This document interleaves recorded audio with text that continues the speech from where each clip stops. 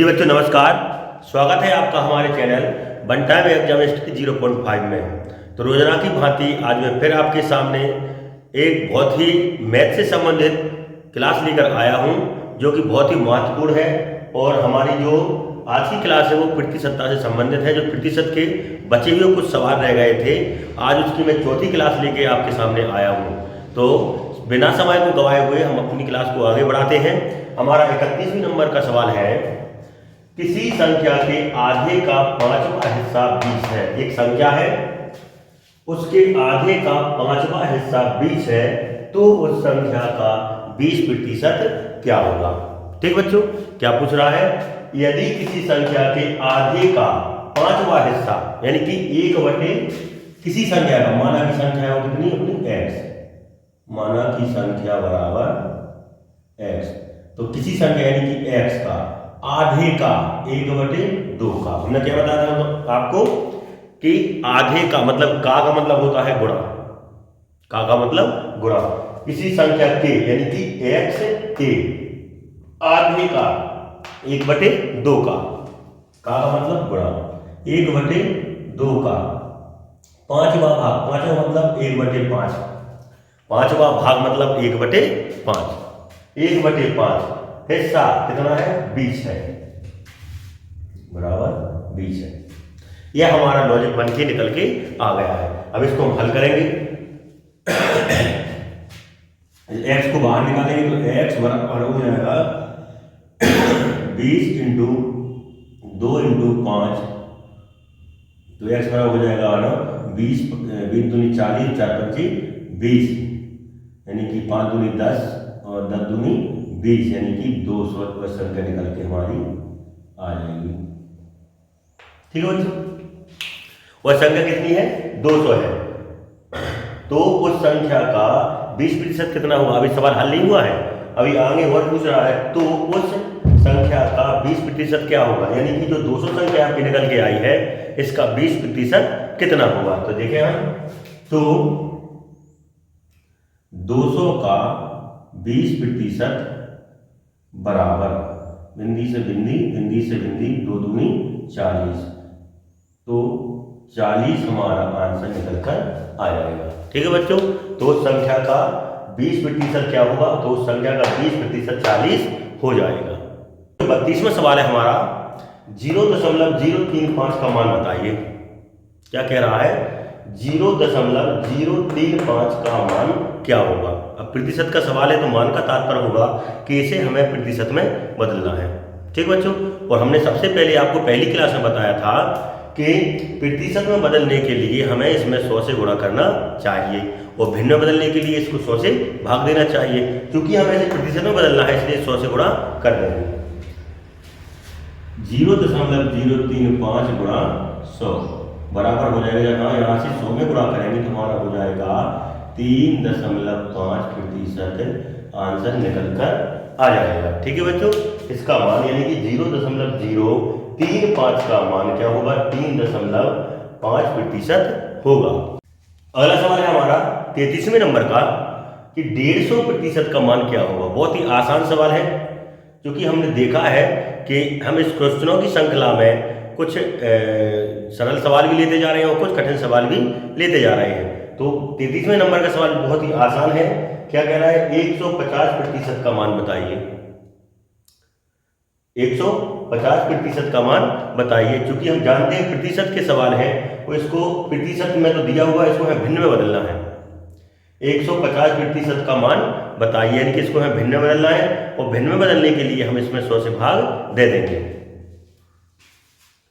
150/100, बिंदी से बिंदी, 5 तिया 15, 5 दूनी 10, यह हमारी भिन्न निकल कर आ जाएगी। यही हमारा आंसर हो जाएगा। ठीक है बच्चों, यहाँ पर हम देखें 150% का मान 3/2 हो जाएगा। फिर बच्चों 34वां सवाल है हमारा, 30 किलोग्राम जो है, मतलब 30 किलोग्राम है जो, वह 120 किलोग्राम का कितने प्रतिशत होगा। क्या पूछ रहा है इसमें, प्रतिशत। जो 30 किलोग्राम है वो 120 किलोग्राम का कितने प्रतिशत होगा, यानी 120 किलोग्राम का x% बराबर 30। हमारा लॉजिक निकल कर यही आएगा कि 120 की ग्राफ का x प्रतिशत बराबर 30, यानी कि 120 का x प्रतिशत बराबर 30। तो 120 गुणा x प्रतिशत के स्थान में बटे में 100 लिख सकते हैं हम, बराबर 30। x को बाहर निकालेंगे, यह दोनों संख्या हमारी यहाँ पर आ जाएंगी और इसके बटे में 120 आ जाएंगे। ठीक है बच्चों, बिंदु से बिंदी काट देंगे, 30 चौको 12 और 25 चौका 100, यानी कि हमारा x बराबर 25% निकल के आ जाएगा। ओके बच्चों, यही हमारा आंसर हो जाएगा। फिर बच्चों 35वां सवाल है हमारा, एक व्यक्ति का वेतन 7200 रुपये है। कितना है? एक व्यक्ति का वेतन 7200 रुपये से बढ़कर 8100 रुपये हो गया, यानी कि 7200 रुपये था पहले उसका वेतन, अब बढ़कर कितना हो गया? 8100 रुपये हो गया।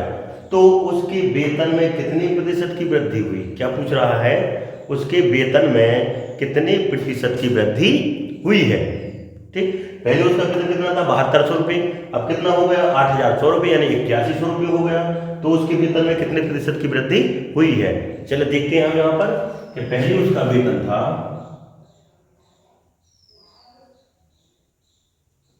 पहले वेतन था 7200, बाद में वेतन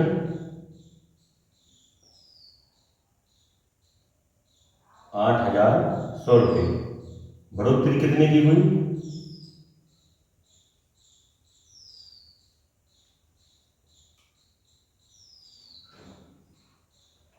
बढ़ोतरी हुई आपकी 8100 में से 7200 रुपये हम घटा देंगे। ठीक है बच्चों, तो 72 से 801 900 रुपये की बढ़ोतरी हुई है।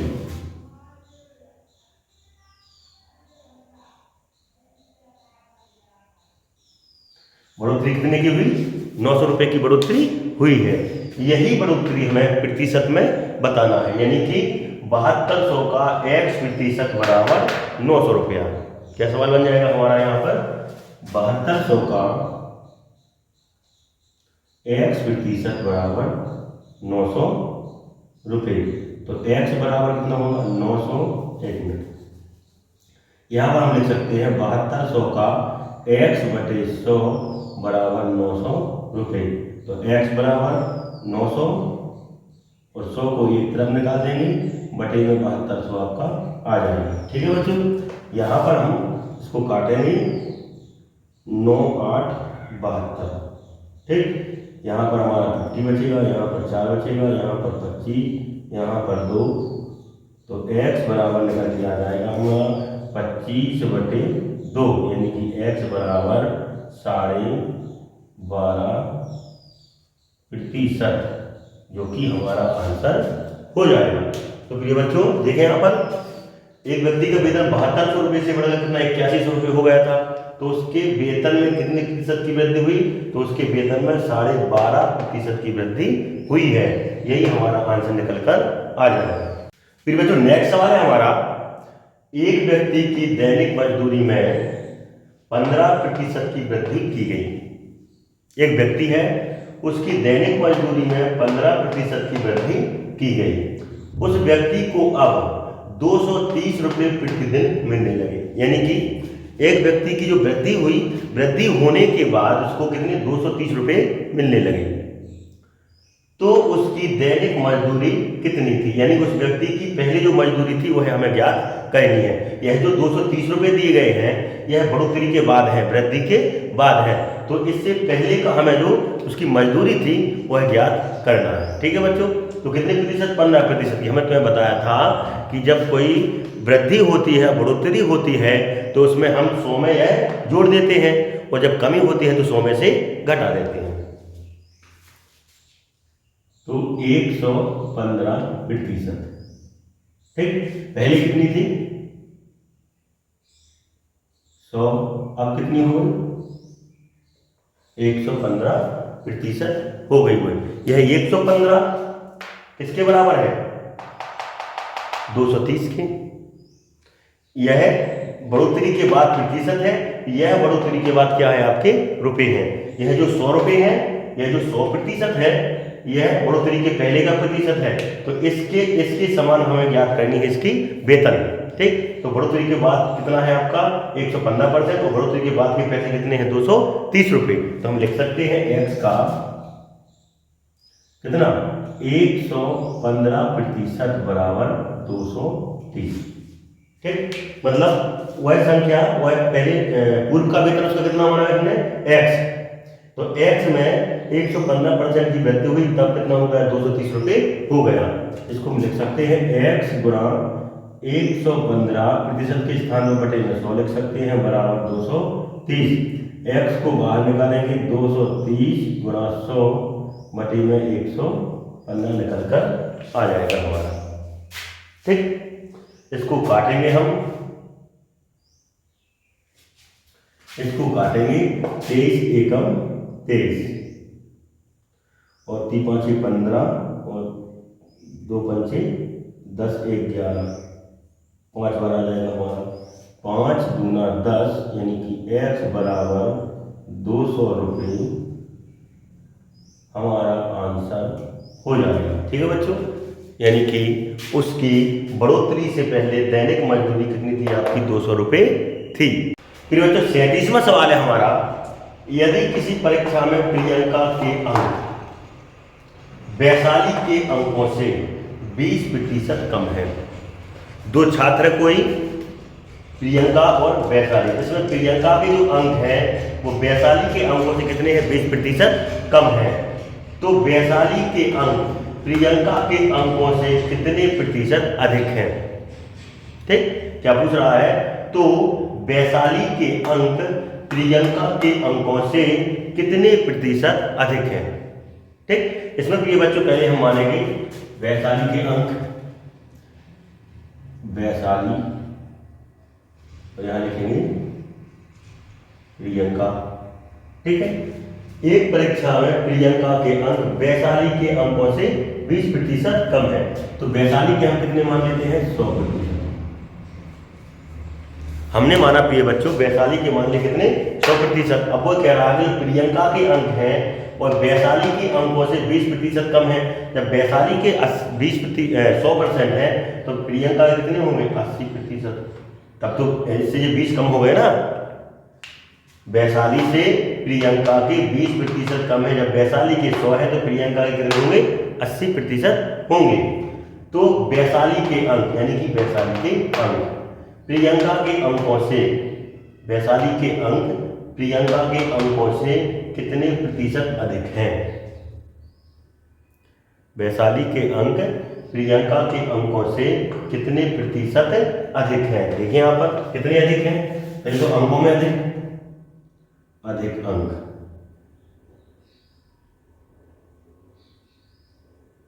सौ -80 बराबर 20।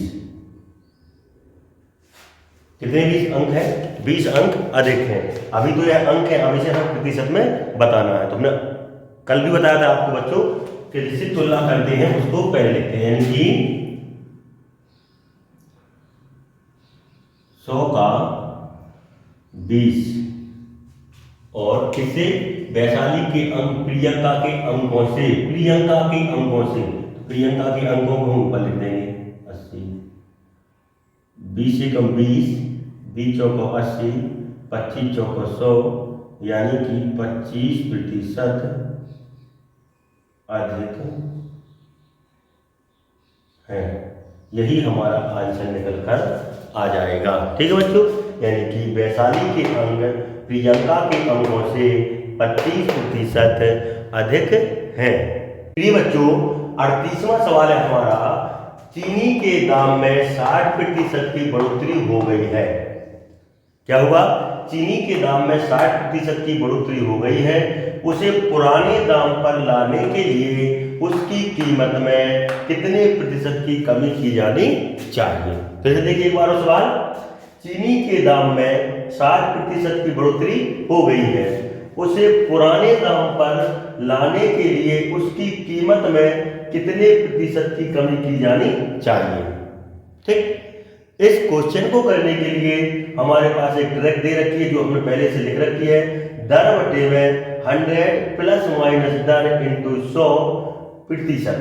यहाँ पर 100 प्लस माइनस दर का मतलब होता है यदि बढ़ोतरी की जाती है तो 100 में जोड़ देते हैं, यदि कमी की जाती है तो 100 में से घटा देते हैं।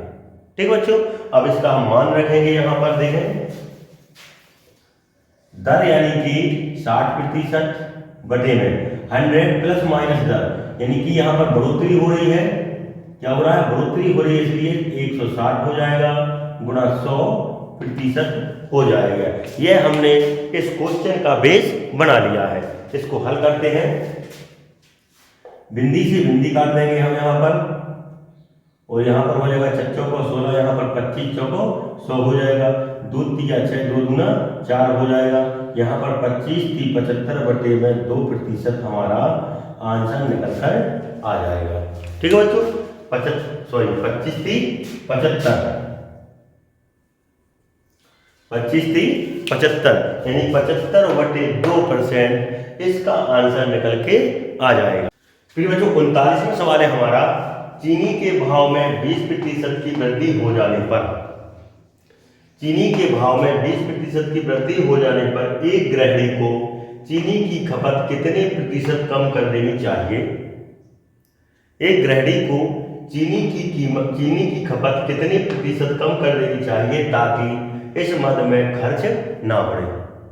चीनी का भाव बढ़ गया है, इस क्वेश्चन में चीनी के भाव में वृद्धि हुई है, तो उसको यूज जो करते हैं, जो उपयोग करते हैं, वो कितने प्रतिशत उपयोग कम कर देना चाहिए ताकि खर्च ना बढ़े। ठीक बच्चों, इस क्वेश्चन को करने के लिए वही पुरानी ट्रिक है जो इससे अगले क्वेश्चन में हमने लगाई थी, दर बटे में 100 प्लस माइनस दर इंटू 100%। दर जो अपने दे रखी है 20% है, और 100 में से यदि वृद्धि होती है तो 100 में जोड़ देते हैं, और कमी होती है 100 में से घटा देते हैं। देखिए दर यानी कि 20 बटे में 100 प्लस 20 यानी कि 120 इंटू 100%। ठीक, इसको काटेंगे, 20 छम 120, यहाँ पर 2 तिया 6 50 यानी कि 50 बटे 3% इसका आंसर निकल के आ जाएगा। ठीक है बच्चों, 50 बटे 3% उसको उसकी खपत कम कर देनी चाहिए ताकि इस मद में उनका खर्च ना बढ़े। तो प्रिय बच्चों, इसका आंसर कितना? 50 बटे 3% निकल कर आ जाएगा। फिर बच्चों 40वां और आखिरी सवाल है हमारा, एक परीक्षा में एक छात्र 20% अंक प्राप्त करता है। एक परीक्षा में एक छात्र 20% अंक प्राप्त करता है तथा वह 5 अंकों से फेल हो जाता है।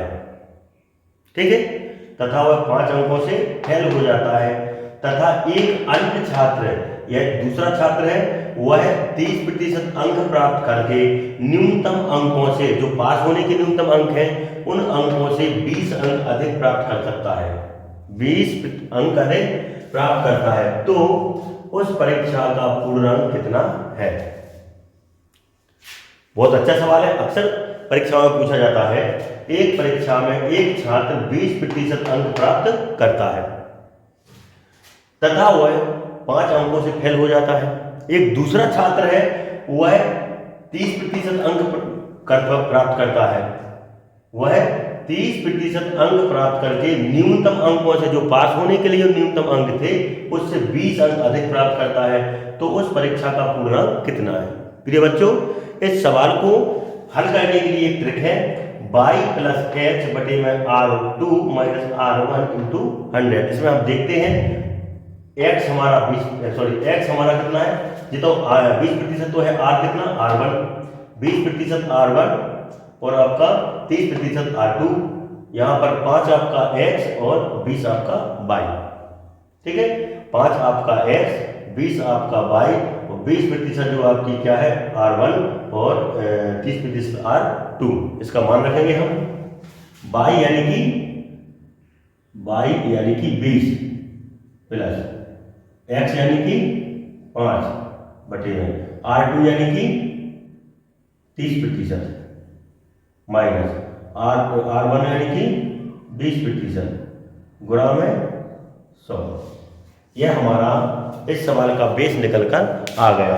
इसको हम हल करेंगे तो हमारा आंसर निकल के आ जाएगा। ठीक है बच्चों, देखिए यहाँ पर हम देखते हैं बराबर 25 बटे में 10 गुना 100, बिंदी से बिंदी क्रॉस कर देंगे, हमारा 25 दशहरा 250 आंसर निकल के आ जाएगा। ठीक है बच्चों, तो इस परीक्षा में कुल पूर्णांक कितना है आपका? इस परीक्षा में कुल पूर्णांक 250 होगा। फिर बच्चों यह हमारी प्रतिशत से संबंधित क्लास की जो आपका चैप्टर है प्रतिशत, वह आज मैंने पूरा का पूरा जो मुख्य इम्पोर्टेंट क्वेश्चन थे जो अक्सर परीक्षाओं में पूछे जाते हैं पूरा मैंने आज कर दिया। इसमें हमने आपको 40 क्वेश्चन बताए हैं, जो मुख्य क्वेश्चन है छाट के बताए हैं। और कल से हम अगली क्लास देखेंगे, हम देखेंगे कल से क्लास लाभ और हानि यानी कि प्रॉफिट और लॉस देखेंगे। लाभ हानि का चैप्टर कल से शुरू करेंगे। तब तक के लिए नमस्कार, धन्यवाद।